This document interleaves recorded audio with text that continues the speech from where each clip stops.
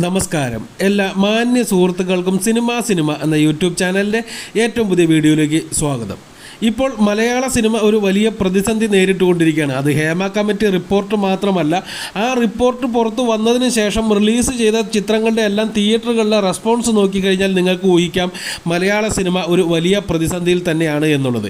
ഈ പ്രതിസന്ധിയെ മറികടക്കണമെങ്കിൽ തിയേറ്ററുകളിൽ ഒരു വലിയ ആൾക്കൂട്ടത്തെ ക്രിയേറ്റ് ചെയ്യാൻ പറ്റുന്ന ഒരു സിനിമ റിലീസ് ചെയ്യണം. ആ സിനിമ കേരളത്തിലെ തിയേറ്ററുകളിൽ വലിയ സക്സസ് ആയിട്ട് ഓടണം.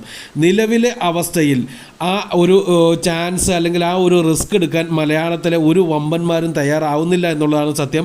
മോഹൻലാൽ തൻ്റെ സിനിമകളുടെ റിലീസുകൾ മാറ്റിവെച്ചിരിക്കുന്ന മമ്മൂട്ടിയുടെ സിനിമകളുടെ റിലീസുകളൊന്നും തന്നെ അടുത്ത കാലത്തായിട്ടില്ല. മറ്റ് വലിയ താരങ്ങളുടെ ഒന്നും തന്നെ റിലീസുകൾ ഈ സമയത്തിലില്ല.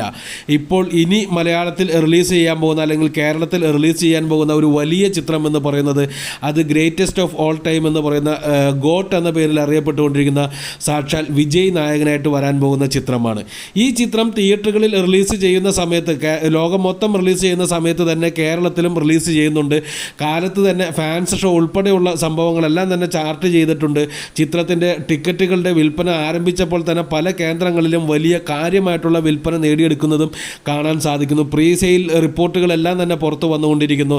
ചിത്രം US മാത്രം 2,50,00,000 രൂപയോളം പ്രീ സെയിലിലൂടെ മാത്രം പ്രിവ്യൂവിൻ്റെ ടിക്കറ്റ് മാത്രം വിറ്റുപോയിരിക്കുന്ന അത്രയാണെന്നുള്ള റിപ്പോർട്ടുകളൊക്കെ പുറത്തു വരുന്നു. അതായത് വലിയ കാര്യമായിട്ടുള്ള ഒരു സ്വീകാര്യതയ്ക്ക് അല്ലെങ്കിൽ ഒരു ഹിറ്റിലേക്ക് പോകാനുള്ള എല്ലാവിധ സാധ്യതകളും ഇപ്പോൾ ചിത്രത്തിന് കാണുന്നുണ്ട്. തമിഴ്നാട്ടിലെ ഓൾമോസ്റ്റ് എല്ലാ തിയേറ്ററുകളിലും റിലീസ് ചെയ്യുമെന്നുള്ള റിപ്പോർട്ടുകളൊക്കെ നേരത്തെ തന്നെ പുറത്തു വന്നിരുന്നു. ഒരു കാര്യം ഉറപ്പിച്ച് പറയാം, മലയാള സിനിമയെ രക്ഷിക്കണമെന്നുണ്ടെങ്കിൽ ഇനി ഈ ഒരു ചിത്രം കേരളത്തിൽ റിലീസ് ചെയ്ത് ഒരു വലിയ ഹിറ്റായി മാറിയാൽ മാത്രമേ സാധിക്കുകയുള്ളൂ.